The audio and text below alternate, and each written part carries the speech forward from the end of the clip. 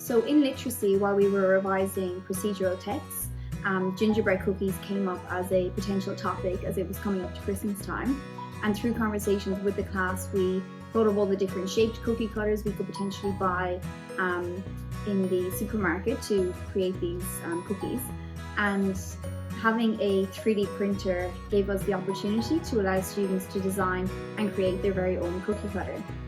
Using a Keynote template, children experimented with their use of line via the drawing tool.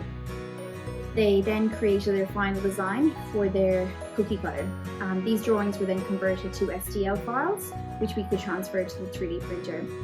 Students were amazed to see their designs come to life through the printing process, and we're extremely proud to bring these creations home to use with their families. A final step to this project was creating a recipe card on the iPads to accompany the cookie cutter as a Christmas gift for their families. In mathematics, when learning about shapes and different types of lines, instead of physically drawing lines, for example parallel lines, to show us understanding, that can be developmentally difficult for children in junior primary years to achieve.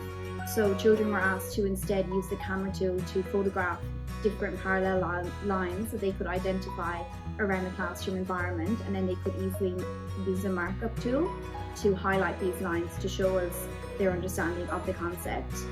This really allows us to utilise the iPads to enable children to provide deeper insights into their understanding.